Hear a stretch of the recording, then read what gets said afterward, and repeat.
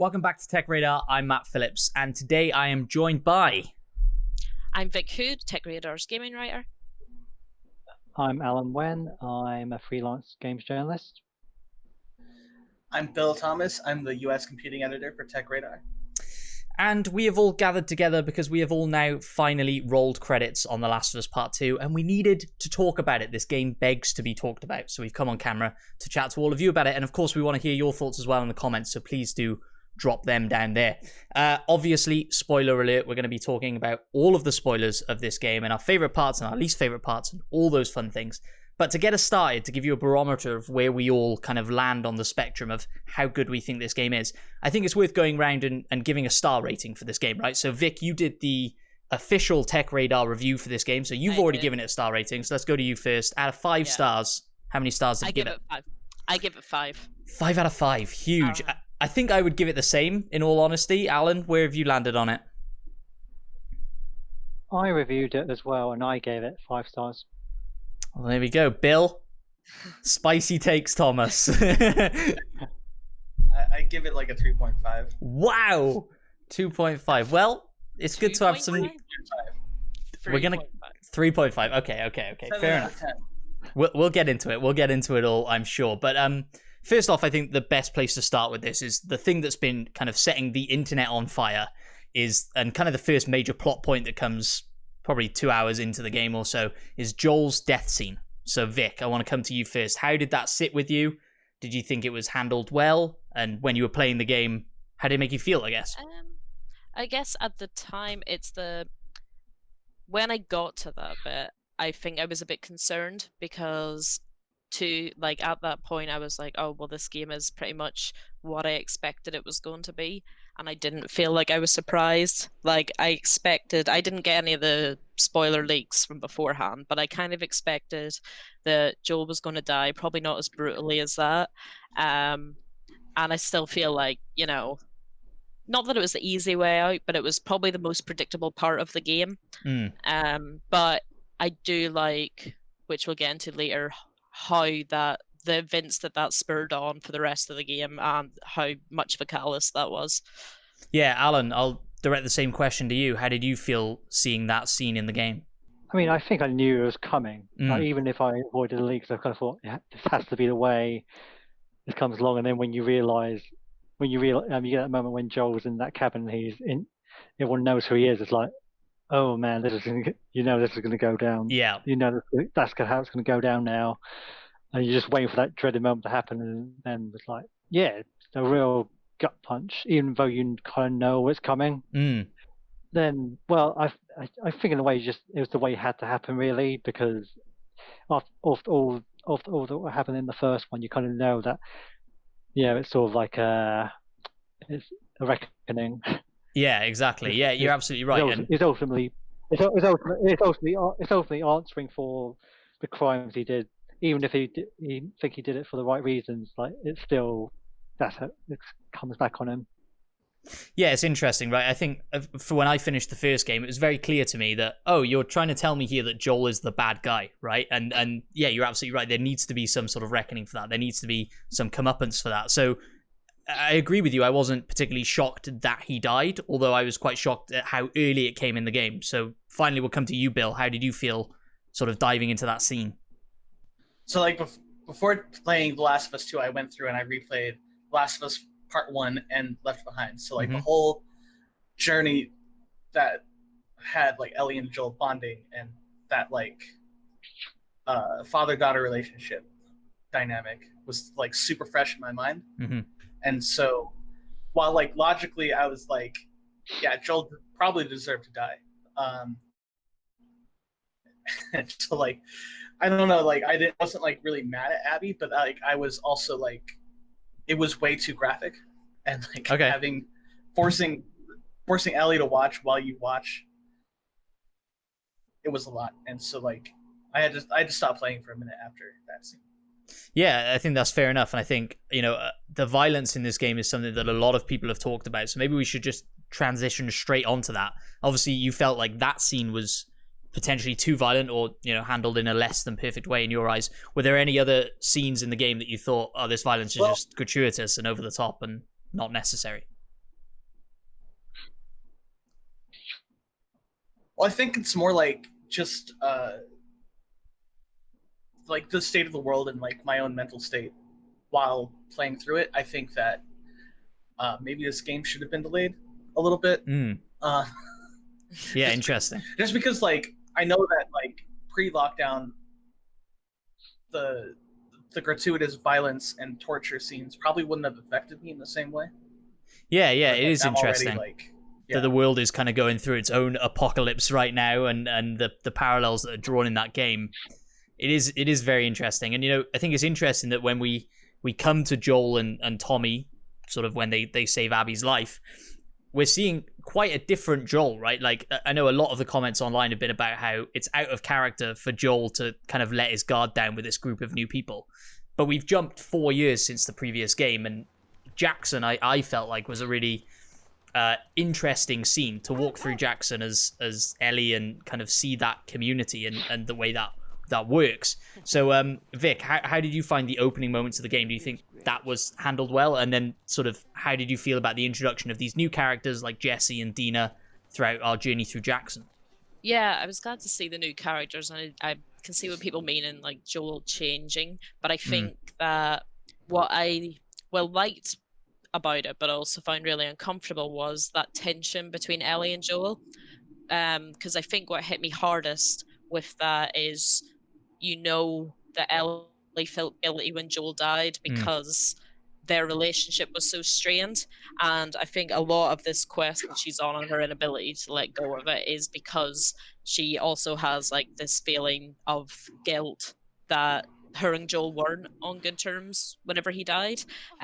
So I think those flashbacks are kind of part of that, where she's coming to terms with her loss of, her father figure, as well as the guilt of the fact they weren't particularly getting on near the end, and that they never got the chance to like reconcile that relationship. So I think in the opening part they do build on that quite a bit, and they do it more later in the game. But also, yeah, I'm glad to see more diversity in the game, and I'm glad to see like the introduction of Dina and Jesse, and I grew like I kind of knew that I would like Dina anyway. Just based off the trailers, I was like, yeah, I'm gonna like her. But Jesse, I was kind of like, I don't know. From the trailers and stuff, you didn't know how big a part he was going to play in this. And then I found myself like, even though I kind of was like, oh, he's going to have a baby with Dina, and what is this going to mean for Dina and Ellie's relationship? I was also like, oh, I really like Jesse, and I like this friendship group that Ellie's created her own life now, and is kind of like an independent woman. Yeah, I was the exact same way. When we started getting trailers for this game, every new character they try to introduce in those trailers, I was like, I don't like any of these people, and I want it to just be Joel and Ellie all the way. And then as soon as I started playing, absolutely fell in love with Jesse immediately. And when he shows up later on in the game, in the space of Joel, where Joel was showing up in the trailers, I was blown away. I thought that was absolutely brilliant, sort of bait and switch that they did there with the marketing material and trailers. But I think you're absolutely right? A lot of the new characters that are introduced here are really well fleshed out. So Alan, maybe you can chat on maybe some of your favorite characters that maybe you didn't expect to like at first, but sort of warmed to as you went through. I think that's the way with a lot of Naughty Dog games, though. There's never just like the couple central characters. They've always had really interesting support characters, even in the first game. So I found myself quite inclined to like Jesse. First of all, he was just it was a very. I wrote about this before actually. It was it's very rare to see that kind of Asian male character in a game. And even though he could have been quite a small part, he could have just been a bit part. But the fact that he comes back in has more of a central, not essential, but more of a bit more of a significant role. I think was quite meaningful. And the fact that he didn't come in like the fact that he doesn't feel like a third wheel either. He's got quite his own kind of distinct character to it. He's just not like a lot of your stock stereotypical Asian character either. He's actually quite you kind of almost feel like if they kind of joke about this, like if Ellie wasn't if she wasn't the way she was, like he'd be like an attractive, handsome person to her. Right. Which is quite funny because there's this bit later on when they have that flashback where Joel seems to think that she's got a crush on him, which is quite endearing. He's obviously completely oblivious. Yeah. But yeah, the fact that because he just broke up with Dina, and you kind of like don't see him much after that. So you kind of feel like, oh, he's just like a small stock character you'll just brush off and don't see again. But then the fact he's still relevant because he's like the father of Dina's child, and he kind of still, like, even though he doesn't get to survive to the end, he still kind of lives on through JJ.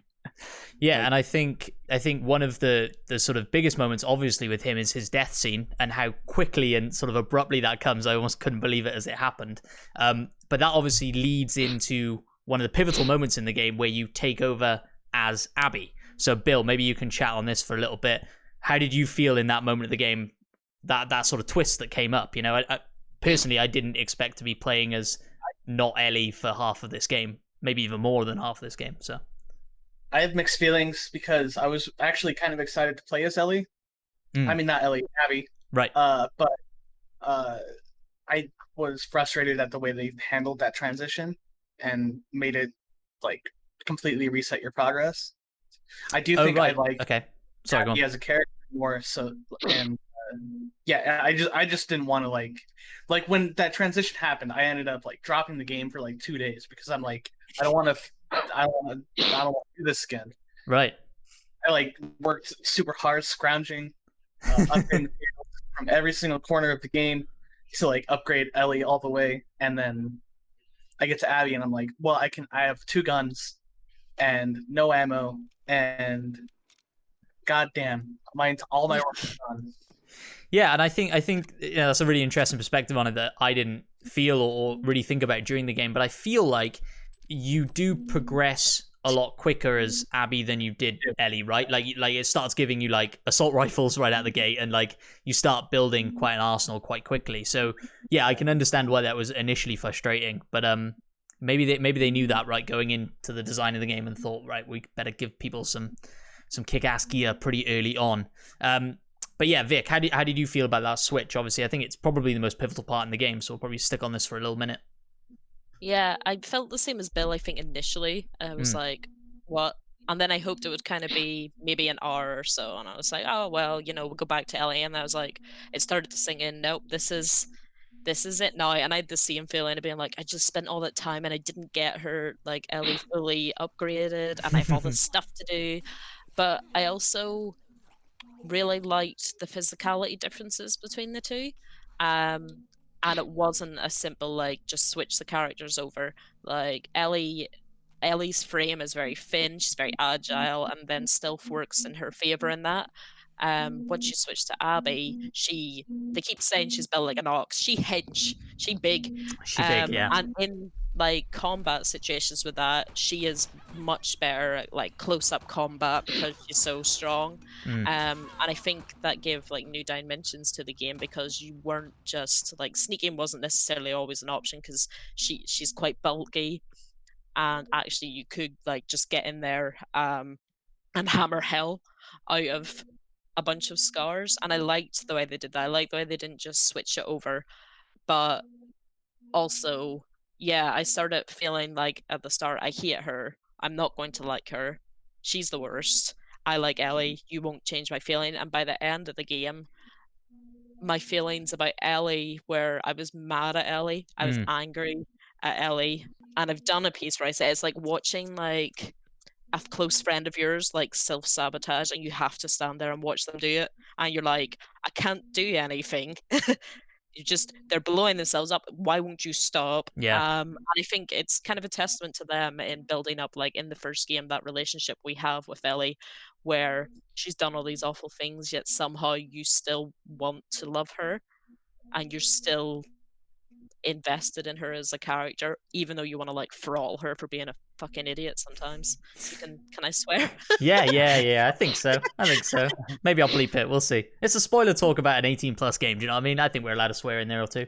But yeah, I couldn't agree more, right? And I think when I transitioned to Abby and I started picking stuff up, and then I picked up like the first level up manual where you get different skill trees, and I was like, oh, I think that was the thing that clicked for me. I was like, oh, we're here for a while now. It's not like a a flashback. That was the first thing I was doing when I was going into flashbacks. I was trying to switch weapon to be like, how long are we in this flashback? Yeah. Like, so just like metagaming myself out of it. But I think you know that this game does have massive gameplay improvements over the first. And one of the things I was disappointed with when switching over to Abby was that you all of a sudden had to craft shivs again, which reminds you of the first game, right? But something I hated in the first game. But gameplay-wise, maybe Alan, you can chat a little bit about the improvements you think that were made here from the first game to this game, and sort of some of the revolutionary stuff that was done in this game gameplay-wise. I mean, they really like put a step up on just the whole everything from the graphics, the presentation, the sound, the actual gameplay. I mean, if we touch on the combat, they've made it a lot more. You know, I didn't feel like, you know, usually with a lot of your games, it feels like you get kind of funneled into a shooting gallery, whereas this one you felt like you did have a lot more options in terms of like you could do it quite stealthily, or you could start firing at one point, but then try and duck back in. You could like go prone and hide and go back into stealth again. And there was just a little bit more of an arena in each encounter, so you felt like you had multiple options. So you didn't always have to you felt like you could on a few. It was quite tough because like you got especially the dogs who can track you, but like you can really try and avoid. You can try and actually avoid the whole section and just not kill anyone. Yeah, which I think I managed. I think I managed to kill maybe a few, but then keep the scent down and then just sneak away from the rest. I didn't have to didn't have to go into full-on combat sometimes. But I feel like I felt like it was all very, very well paced. So that some people said like they didn't like the pacing of the game. For me, I thought it was fine because like when it was quite slow, you're kind of invested in the story beats. You want to explore the environments, and there's just so much to put apart, and all the I usually get annoyed with games which dump in loads of lore that you pick up, but I think the things here was it was so well handled and so well designed that you felt invested in finding out a little bit more about these little characters or these other little stories being told. Yeah, you don't mind doing that exploration, so that felt good, and that kind of gives the story some kind of breathing room. So then when the combat does come, it's brutal, but it's quite managed. So you're not like doing combat sections relentlessly. I felt like it was quite well paced in that regard. Yeah, it's interesting, right? I think part of the pacing has to do with how you decide to play this game, right? For me, there was a bit of a contradiction in there because I was similar to you, like trying to be as stealthy as possible, sometimes going through sections without even killing anybody, if I could. It was very difficult, like you said. But then I came to certain points in the game where you do have these really large arenas, and I found myself being like, right, I have to kill everybody here because I want to explore, because I don't want to miss stuff in this environment. I'm going to have to kill everybody so I can open every drawer and read every letter without panicking, which meant that I killed my fair share of dogs in this game. I hate to admit it, but I did. How did you handle those sections, Vic? That was the bit that I disliked about it most, but I have a real thing about killing animals in games, which I know is insane because I mostly killed all these people, but the minute there was the dogs, and I think the worst part and the bit that I still feel guilty about is when Ellie stabs the dog and then goes stupid dog, and then you find out later how good a boy he is. Alice, how good a girl she is. Yeah. And I was like, no, don't do this to me. The dogs are really difficult to kind of maneuver around, but just on kind of a moral sense, that's what I felt bad about. But I did find the further I got through the game and the more the story unraveled and the more I found out about the different sides, I tried not to kill people so much. I went in guns blazing and killed everyone and everything, and the more I started to find out about all the different factions and started to all these moral questions started coming up for me, I started being like, can I just not kill anyone and just take Lev and run away and just get out of town here. Yeah, it's interesting. I think the game almost encourages that as well. As you start playing through and you notice you kill some random Scar or whatever, and they're like, oh my god, Dave, and you're like, oh god. And they even do it when you kill the dogs as well, right? They all have different names, and obviously Alice becomes a relatively central character in there. But perhaps one of the most sort of one of my favorite relationships in the game, certainly, and one of the most interesting ones is the relationship between Abby and Lev. So Bill, maybe you can chat on that a little bit, and the introduction of Lev's character, who the internet has fallen in love with. Let's face it, everybody wants to see Last of Us Part 3 where you play as Lev. I'm all for it. But how did you feel when those characters were introduced and you started? For me, it was kind of like taking a step back to Last of Us Part 1, right? Where you have this kind of relationship that's a bit tense at first and starts to build out. Yeah, I really like how Lev and his sister were introduced. I can't remember her name. Yara. Yara, yeah. And how they like just saved Abby's life, and we're just gonna like go their separate ways. But then like Abby, probably over her guilt, just with dealing with the Seraphites in the past, and then also with how she just like murdered Joel in cold blood, ends up taking care of them and going back to rescue them. Because even when she initially parts ways from Yara and Lev, she's like, you know, y'all better be out of here by the morning because people come through here all the time. But she ends up going back and helping them. Yeah, that going back really surprised me when I think that's how day 3 starts or day 2 starts, one or the other. And you're on that bridge overlooking, and she's like, right, I've got to go see if they're okay. I was like, oh, I was really surprised. I thought we were done with those characters. So yeah, I was really surprised to see that going. And then it kind of led into one of my favorite sections of the game, which was the skyscraper section, and where you really start to see that relationship form, and which is where we find out that Lev is a trans character. So Bill, maybe you can chat a little bit about that sort of introduction and how that was hinted at, and how that made you feel seeing that kind of character in this sort of AAA game. I was really happy about it at first, but the way they kept referring back to it like it was like one of his only character traits was a little, I think, poorly handled. Like, I get that he was escaping a religious fanatic group, right? And that they would want to kill him for like breaking rules or whatever. But like every single time you run into Scars, they're either dead naming him, misgendering him, or just calling him the apostate. Yes. And it was like, it was a little much just because just how many times that happens. I found it like, it kind of like took me out of it because I'm like, these people are like running into combat situations with someone who's like super dangerous, and like the first thing they're gonna do is just like misgender this little trans kid that's like hiding behind the big scary woman. Yeah. Come on. Yeah, interesting. You know, it's something that I hadn't considered or thought about playing the game, but I do see that point of view. And you know, I thought the way that was that it's not a mechanic, is it? But the way that theme, I guess, was introduced, right, where it's in a cutscene, right? You start getting attacked by some Scars. They misgender Lev, and then, or dead name Lev, and then you kill them, and then it cuts to another cutscene where Abby is like, do you want to talk about that? No? Okay, we'll move on.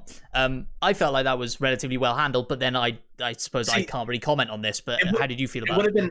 It would have been well handled if they kind of just left it there. Right.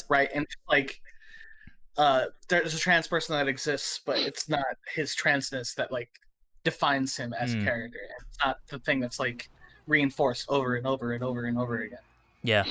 Yeah, interesting. I wonder if when it sort of came out that Ellie was a lesbian character in the game, it really wasn't touched on at all. Maybe it was hinted at in the first Last of Us, and then in Left Behind, obviously, it was expanded upon more. Is there an argument to be made, and maybe I'm totally wrong, right, that because this is the first major AAA mainstream game to introduce a character like this, it has to be a bit on the nose, and it has to be a bit over the top, so that it normalizes it, so that the next game can be just, here's this character, and we're never necessarily even going to talk about the fact that they're trans. but this is I don't them. think it is the first trans character in the AAA. No, I game, was going to but- say that. Is it not? I don't think it is. No. Is it? I mean, I'm there's one in unaware, Dragon obviously, Age. but There's Dragon Age Inquisition that has okay, that has one, and just several others. I don't okay, fair enough. have a list in front of me, but yeah, I don't think so. And honestly, if they would have handled Ellie's identity in the same way, I probably wouldn't have become as attached to The Last of Us in general. So I would have been like, this is a little ridiculous, because that's not how LGBTQ people actually live. It's not like a constant, like, barrage, I guess. Yeah, it's certainly an interesting point, and you know, like I said, sorry, go on. It felt like pandering, or like, Okay. Yeah, I can totally understand that. But like I say, online there is this sort of outpouring of love for Lev as a character, and I think everybody loves them, and everybody wants to see them come back in part 3. Don't get me wrong. If I don't get to play as Lev as the main character in Last of Us Part 3, I am going to riot. Unfortunately, I think Neil Druckmann has come out and confirmed there is no Left Behind DLC-like thing in the works, so that's what I was hoping for at the end of this game. Some sort of Lev DLC. Is that Haven? Yeah. What's left of it? Lev, where are the boats? On the docks. Past the fires. Then we better get down there before they're all gone, right? So obviously one of the new characters introduced is Dina, and Dina and Ellie's relationship is a huge part of this game. So Bill, maybe you can chat on that a little bit, and what you thought of Dina and what you thought of their relationship, kind of sort of being the through line, I guess, through the first half of the game or so. So yeah, I think especially near the beginning of the game, Dina was like absolutely my favorite character. I just loved the way that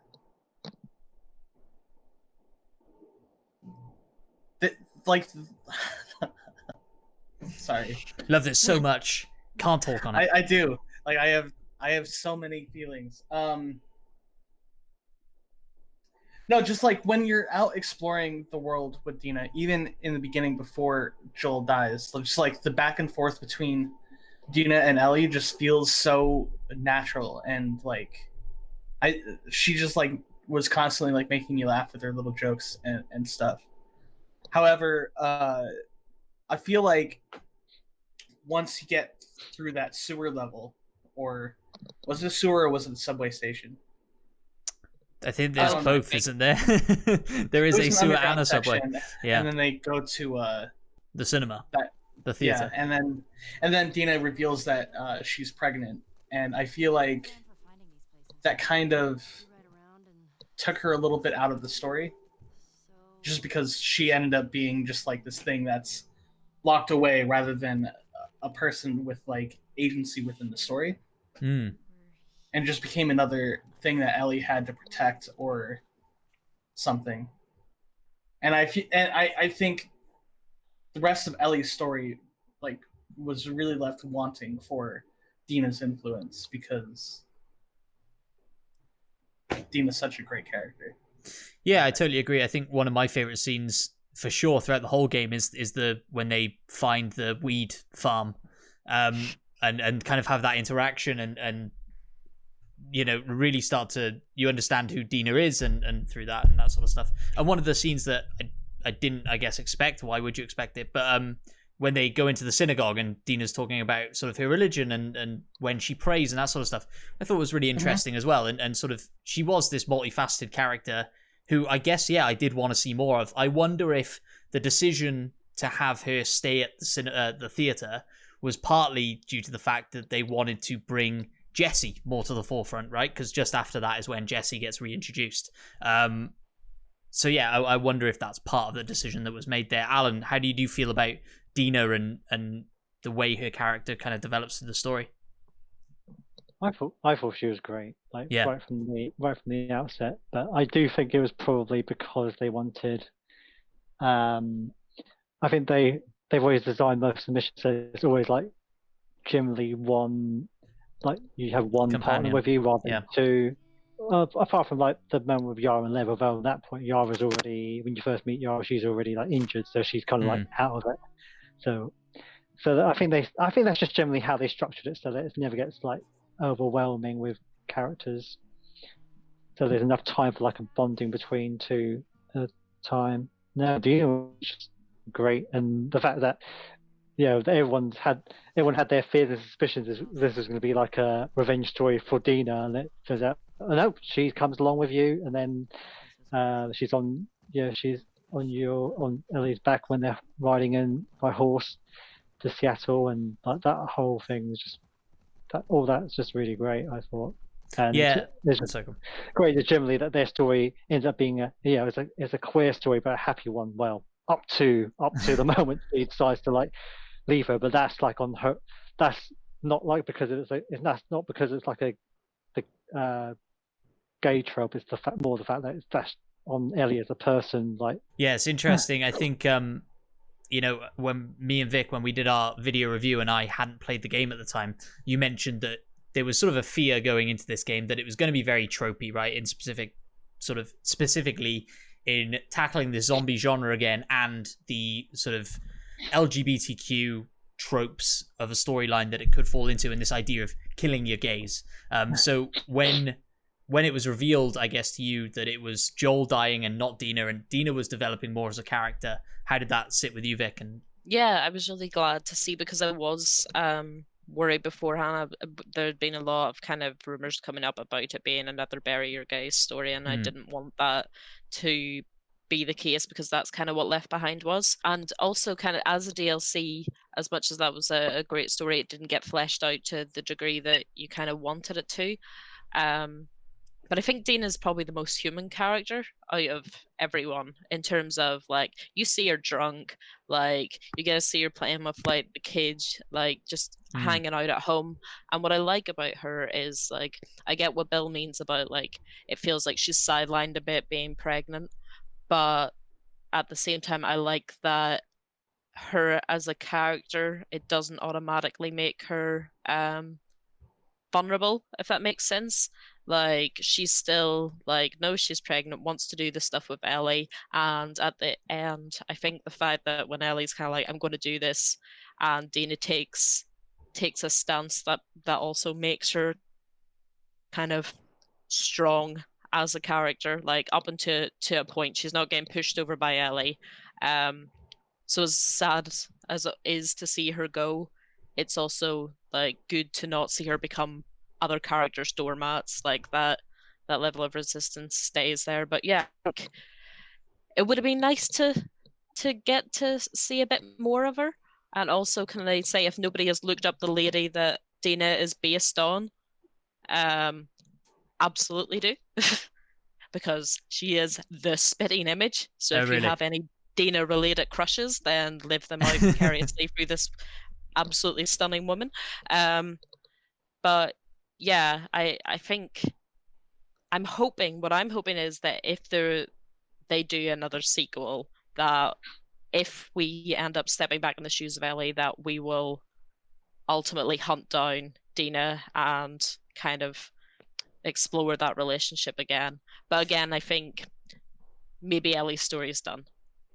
Yeah, when you said hunt, then initially I was like, oh my god. I don't mean like hunt down to murder. I mean like that was kind of my thoughts. I will say that. Sorry, go on, Bill. At the end, I will say that at the end, when Ellie comes back from her like showdown with Abby, and Dina isn't there anymore, I was really pleased, because like I was really scared that they were gonna like just have Dina just sitting there waiting for Ellie to return, and I thought that would have been a really weak way to end her character. But like, yeah, to piggyback off of that, I thought it was really powerful actually, the way that the whole house is cleared out except for Ellie's room, right? And it's like every bit of Ellie has been shoved in this room, doors locked, thrown away the key, and Dina's gone. Which made me think, like, the ending of this game with Ellie walking off, I think it's easy and sort of happy to assume that she's on her way back to Jackson to find Dina. But I wonder, maybe Alan, you can chat on this. Do you think that's what's happening there at the end? Do you think we'll ever get a resolution for that? Or is Ellie kind of just off wandering the wilderness now? I feel like, well, in a way, that ending was supposed to be she's supposed to, in a way, it's supposed to imply that she's made her peace. That the whole fact that she did go and she ended up not killing Abby was in a sense that she had that sense of forgiveness, but at the same time, I think she's still kind of forever broken in a way. So I have a feeling almost that maybe she's just like kind of doomed herself to wander the earth, so to speak. So, or maybe there's that. It feels like that.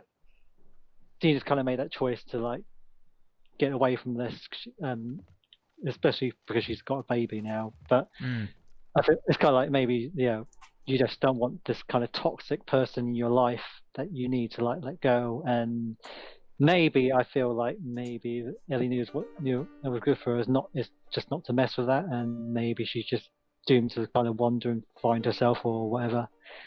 Yeah, where do you land on? Oh, sorry, continue.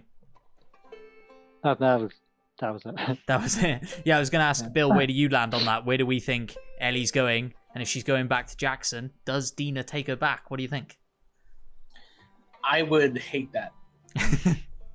That's why I came to you, because I assumed you would say that.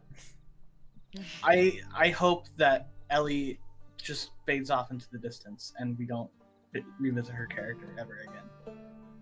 Interesting. What about you, Vic? Where is that game ending for you in your mind?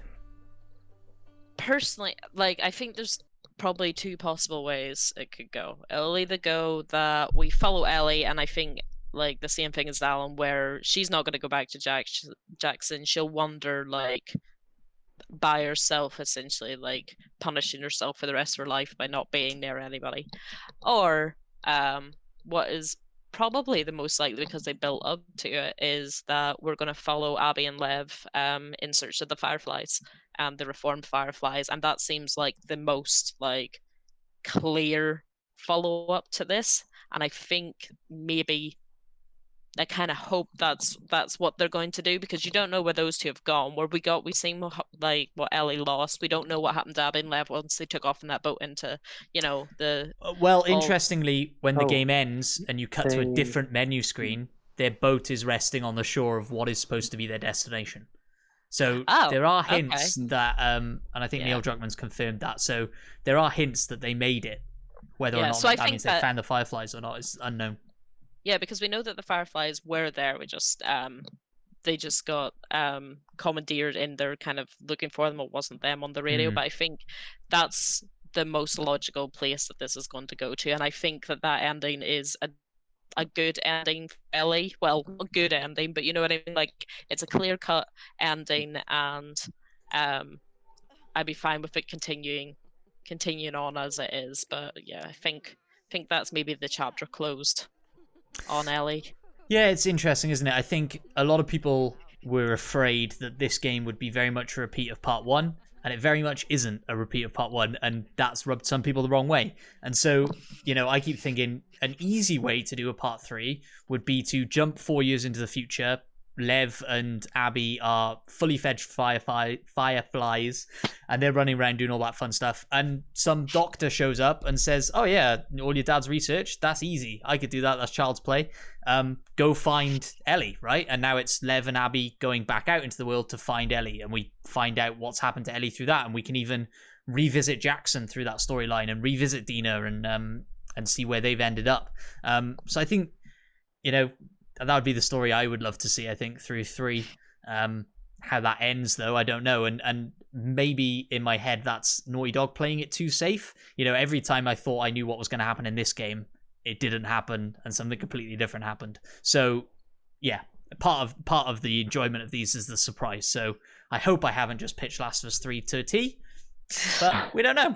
We don't know. Well, it makes sense in a way. If it was a trilogy, that would make sense, because the trilogy is usually the second part where it gets super, super dark. Yeah. And then the third one is the one to try turn it around and give some hope. Well, Spider-Man 3 didn't do that. That's a very good point. Spider-Man 3 was just terrible. Spider-Man Moral of the story. I knew Of course it was, Bill. Of course it was. So obviously when we take over as Abby and we skip back those 3 days, we start getting introduced to all the characters that Ellie has mercilessly killed throughout her little journey through Seattle. And I think two of those main characters that the game certainly focuses on a lot is Mel and Owen. So Alan, maybe you can chat a little bit about those two characters, their relationship with Abby, and how you felt the game dealt with them. Well, I thought in a way, well, I don't know if you know this, but Mel's played by Ashley Birch. Oh, I Yeah, did I not know didn't that. realize that. yeah. So I thought her voice sounded familiar, and I looked it up in the credits, but yeah, that was her. Well, I mean, she kind of gave a, because in a way she kind of continues off what Abby's dad was, because she's also a surgeon as well, and it kind of gave you that side that. It kind of gave you that side of the wolves. They're not all just murderers. There is a whole other. They may be a very militarized group, but they're very. There is actually a kind of society there. You kind of see like, yeah, they have a structure. They have a gym. They've got like a daycare. I think there's like Yeah. a daycare. Yeah, thing. Daycare is. classrooms. There's a whole kind of like group of people and different kind of roles to play. And see that Mel is not the kind of one who wants to go out and kill people. She actually wants to help. She's the one patching people up, and so that gives you a different side of her. And I think she's the one who's most uncomfortable with how Abby goes about avenging her dad as well. But Owen, I think was, even though he's probably the most bland kind of character of the lot there. I think his character there, I think, was important in the way that, I wrote about this before, but we see so it's interesting we got like a queer focused romance in this one, but at the same time I think it's very, I can't think of like, I think it's very rare to see like a romance where sort of like the sort of seeing the guy as like the romance character from a woman's perspective in a game. I don't think I've seen that. Like you usually get, there are like couples and relationships going on. It's usually like the leading man and his the person he's playing with, like there's like a relationship there, like with Uncharted and stuff. But you never really see it. You never see like a woman having a relationship with a guy in. It's never shown from that perspective, and much less. More interesting is like it's from Abby's perspective, who's like, you're not your typically feminine female character either. So I felt like sure.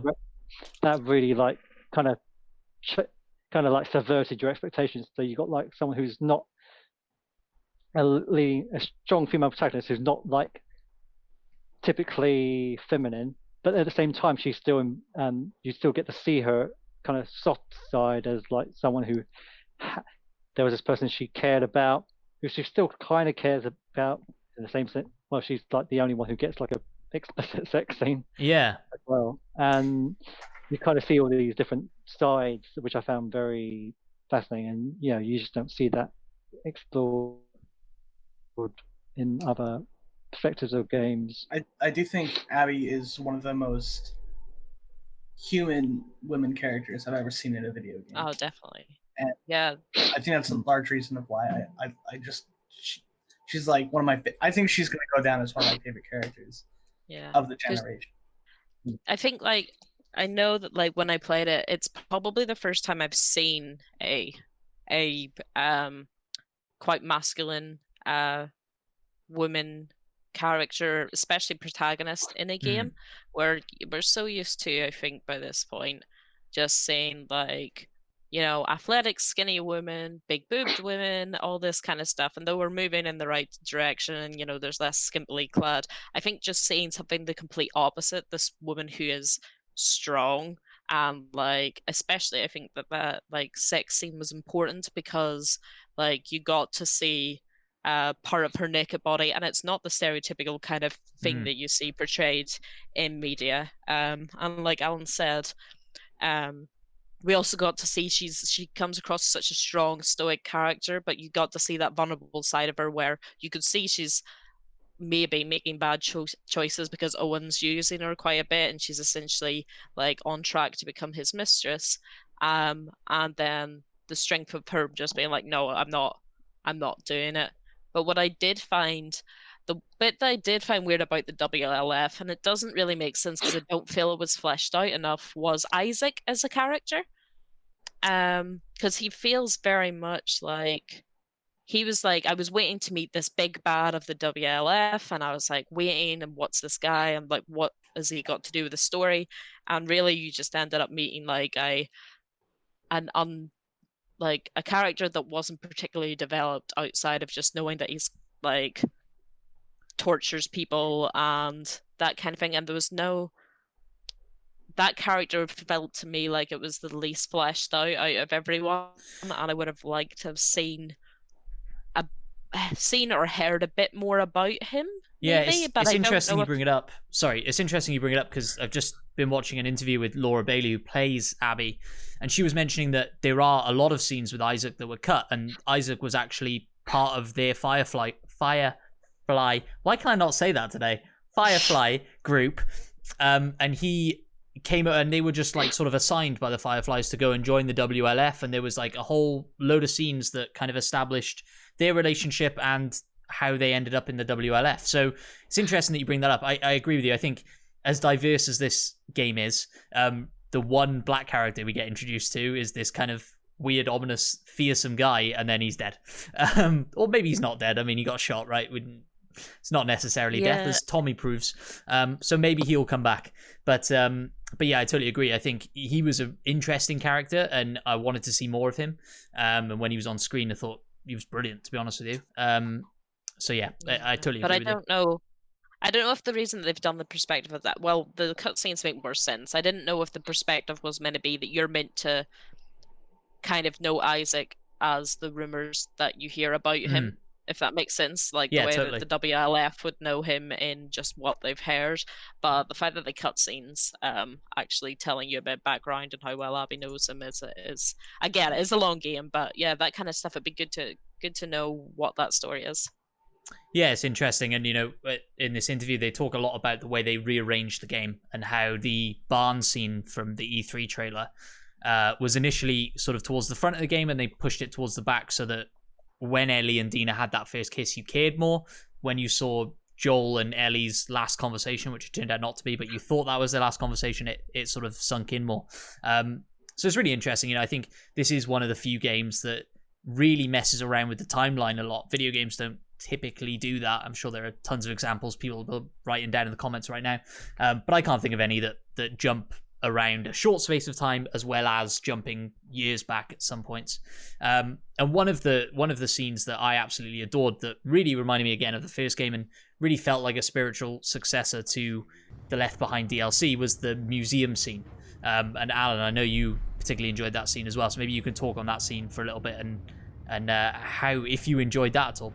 I thought it was just great. I mean, yeah. It was also I also liked how, in a very Left Behind way, the way they introduced new mechanics through a non-violent way. So when that flashback is when you learn how to swim. So you realise that because Ellie couldn't swim in the first game, so then you found out she learned to, and then that's how you kind of learn the swimming mechanics. And like the snowball fight in the beginning of Jackson is how you learn the shooting mechanics, shooting cover and all that, yeah. And then what was it? And then it's like, I think when you're Abby inside the aquarium, is that when you learn to use a bow? Yes. So like it was just how they did a lot of the stuff in Left Behind. So you have these although I think Left Behind did it differently because they can subvert, because you'd already played the first game, so you subverted your expectations, so that these mechanics you used to mercilessly kill people, you're now doing like a real fun child's, kids game. So it had that kind of innocence with brutality juxtaposed. Yeah, for sure. Ow! What the fuck? I'm not even playing! Because you're a chicken? You're a chicken! I hate this kid so much. You want to fuck him up? Yeah, I do. You asked for it! You better run, you little shits! But of course, at the end of the game, Lev and Abby take off in their boat towards, I can't remember the name of the thing, but towards the Fireflies.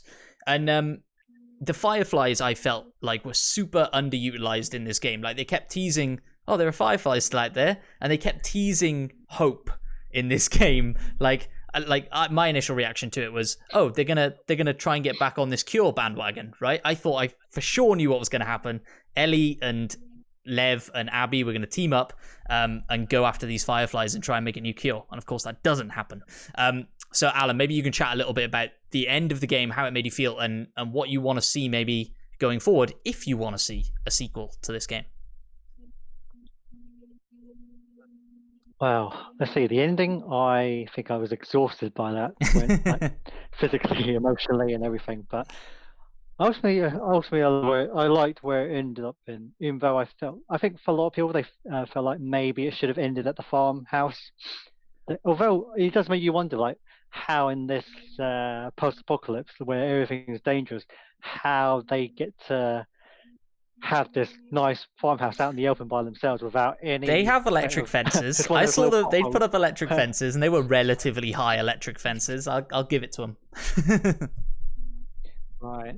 Yeah, I mean, it felt like that would have been a good place to end it with a bit of ambiguity. So it felt like, I was trying to think of there's like a Western where it's sort of like this, the protagonist has found peace and settled down, and then he's like approached by some other outlaws, I think, for like something. But I think his wife comes in and kind of like, you can leave this past behind, and that's you kind of felt like that's where it should have been. But right. then when you see her packing up her stuff again, and it's like, I have to finish this, and it's like, it makes your gut kind of just makes your heart break.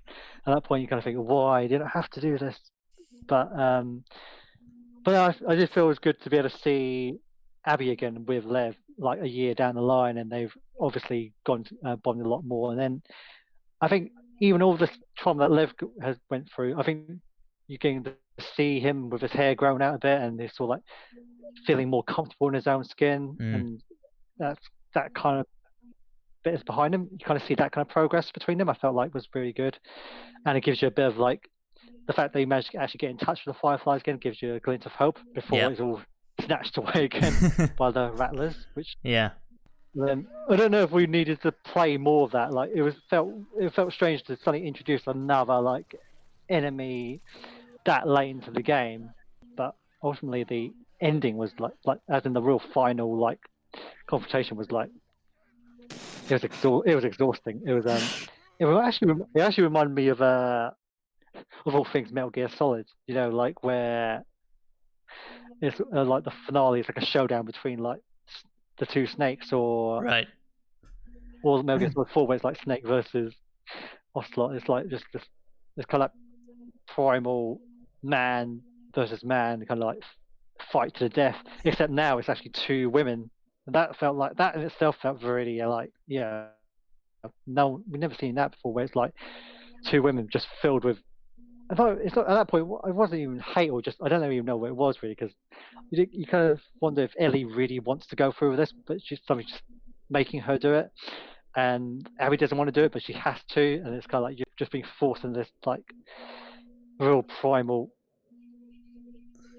I think you said it earlier, right? You said it's exhausting, which I think is absolutely the right word to use for it. And it's interesting. I would have almost felt like the boss battles specifically between Abby and Ellie, didn't matter who you were controlling in those moments. I hated them. I thought they sucked. Right? There's like sneaking up on Ellie section. I hated, and equally, I think I would have worried more about Ellie's life and Abby's life if that scene had been a cutscene. But the fact that it's making you punch each other and you have to learn Abby's movement patterns, it almost felt too gamey for me. I would have been fine with a 20-minute long cutscene to end out this game.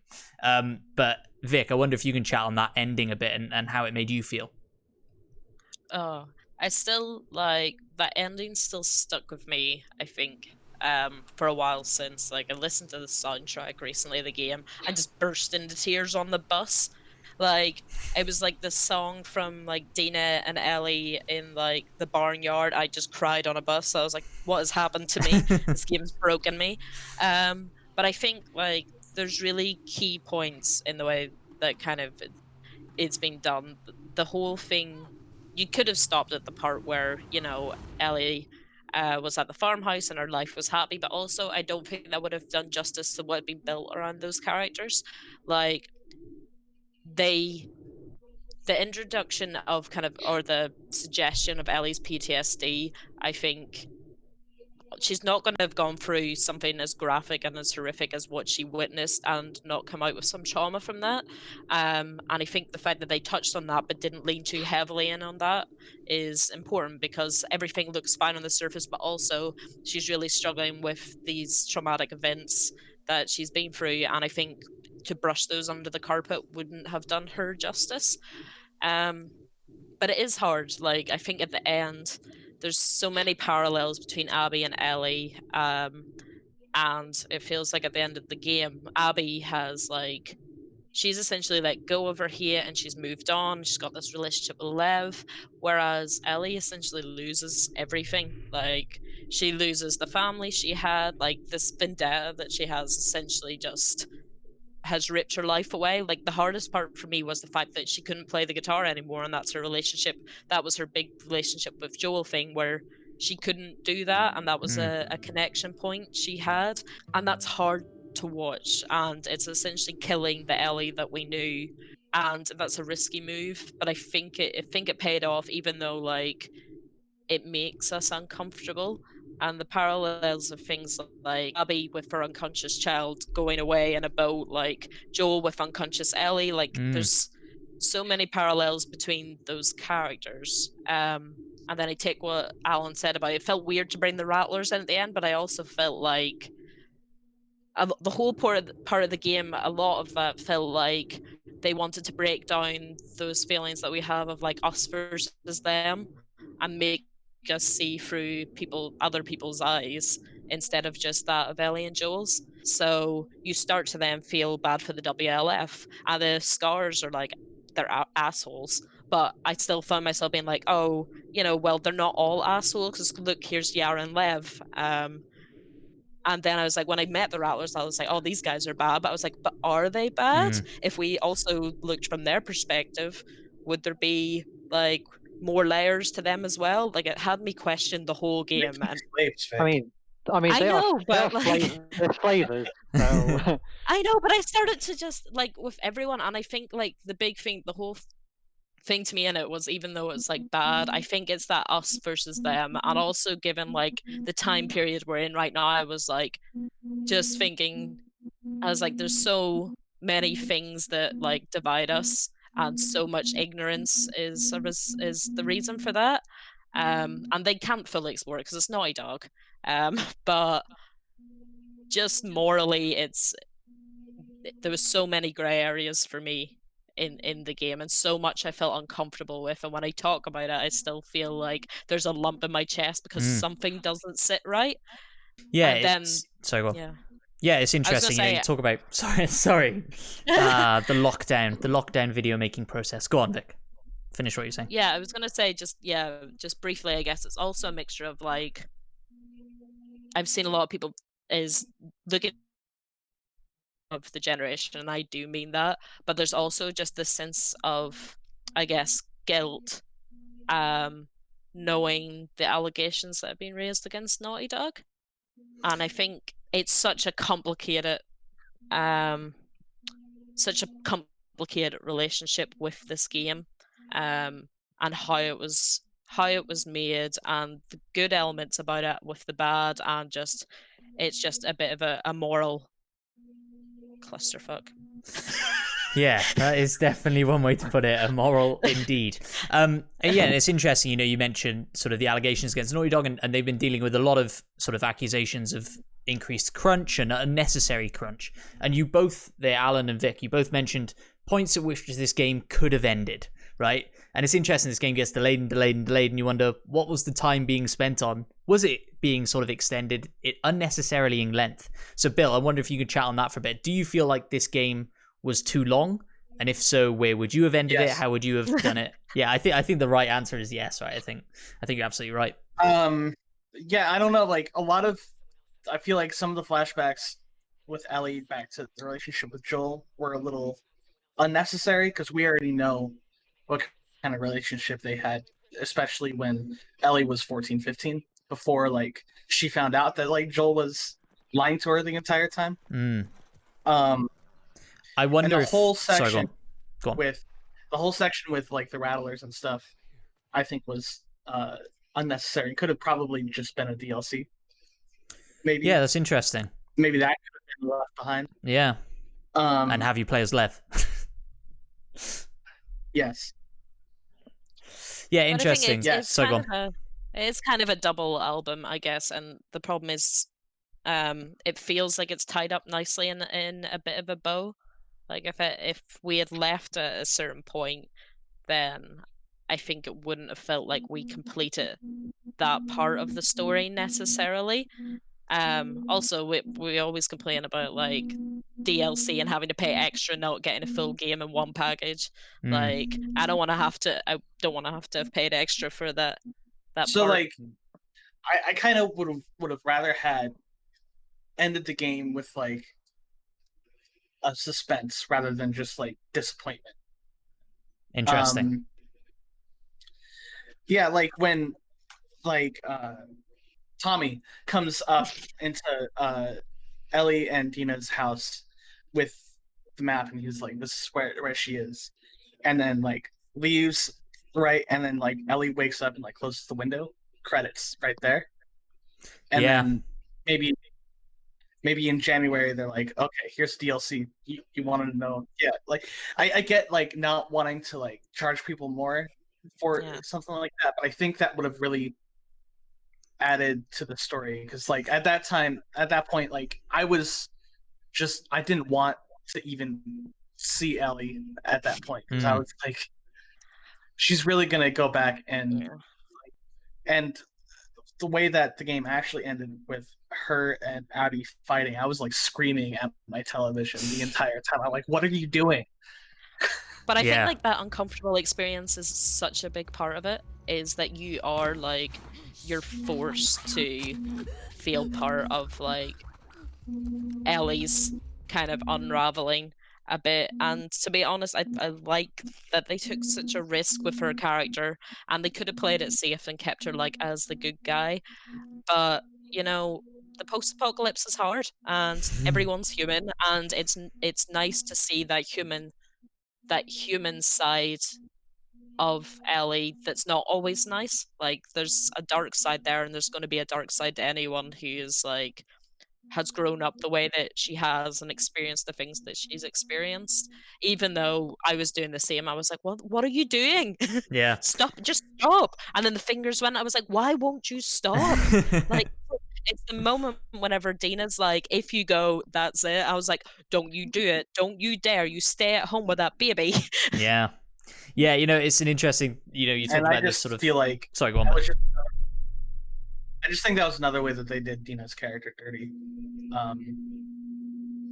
So which part? I think I talked over you there at the start. Oh, just like how she's just kind of like totally tossed aside in Ellie's quest for vengeance. Because I feel like there was a lot of room there for Dina's character to get fleshed out, and it just didn't. Yeah, Bill, it's an interesting point. You know, I think, Vic, you talked about sort of the guilt and the dread of playing this game, and I think everybody's said it at some point, exhausted playing this game. So it kind of brings us on to our final point. I think a point that quite nicely wrap all this up is, and I'll go around everybody and we'll chat about this, but does a game need to be fun to be good and worth playing? Alan, I'll come to you first. What do you think? I mean, they still made it fun. It's just that they made it the bits that were supposed to be fun. The combat sessions were they're also making you question it, which I guess in a way was contradictory. Because no matter how hard hitting or gruesome the actual deaths are, you're still compelled to play because these mechanics are the bits that make it fun. Although I did find they're just not very gamey. They're more like these are more like cinematics you're sitting through and watching, and there's not much else you can do in the interactions to make it more meaningful. But that doesn't mean I didn't enjoy it. But But I think the important thing was that it just had like it's like it doesn't have to be fun or like the characters don't. You don't have to like the characters. It just has to be compelling. It has to like you just have to. You're like, this is awful. Yeah. But I can't stop. I need to like see this through. That's kind of what it drives you through it. And I just found these characters just so utterly fascinating. Like even sometimes when the gameplay wasn't like, I think this thing with these kind of net and story-based games, like the gameplay isn't exactly revolutionary, but it's the story they're telling ultimately that you care about. So you just want to carry on seeing where it goes next. And there was so much about this that you just didn't know where it was going to go, and these characters are just like some of the most fascinating like I've seen crafted in the AAA game. They're just so not likable, but they're so deeply complex, deeply flawed, but there's just so many different layers to them. I think in many ways Abby it became one of my standout characters because there hasn't been a female character that so many dimensions like that, so many complex layers. Vic, maybe you can chat on that a little bit. Do you think a game needs to be fun, to be good and worth playing? No, I think we have this weird perception, like that games are like toys and that they're meant to be fun, like when in reality they're a medium, like TV or film, and I hate those comparisons, but to be honest, they're a medium for storytelling. Whether the story you're telling is, it's more that it is fun and it's a bit less on the story, and the ride is more fun than actually, what you're telling. It just depends on that. But actually, I think just the experience is what you're looking for, and this is it's not necessarily fun, but it doesn't have to be. Like, there's so many games that people wouldn't say are fun. People wouldn't say necessarily that like Demon's Souls is fun. Some people would, but people play games for different reasons. Bill would. But like where I don't think it's fun and I want to throw it in the bin. So like it just depends on what people want, and I think it's really reductive to just label like whether a game's good or not down to whether it's fun or not. Yeah, I couldn't agree with you more. Maybe Bill, you can just touch on that a little bit then to close us out. I think it is a little reductive, but at the same time I also think that the art needs to fit the medium, and I think with the story that they were trying to tell, it maybe would have been better as like, I don't know, not a violent shooter game where like do all the violence, and maybe even just like a TV show. So like I feel like that would have been a more effective way to tell this story. Just because I do think that like having that moral lesson of like, you're slaughtering all these people and then coming back and telling you that it was wrong, it just seems a little elementary, I guess. I don't know. No, That's just me though. It's a super interesting point. It's a super interesting point of view, which is why I wanted to gather you all and chat to you about it. I've loved the past hour that we've gone through and chatted, and we could, I'm sure, go for another hour, but unfortunately, we just don't have time. Please do let us know in the comments down below, wherever you're watching this, what you thought of the game. I want to hear your thoughts as well, and what you had to think about what we said as well. That'd be interesting as well. Please do leave a like, subscribe, do all that normal fun stuff, and head over to techradar.com for all the latest tech news and reviews. Days and nights.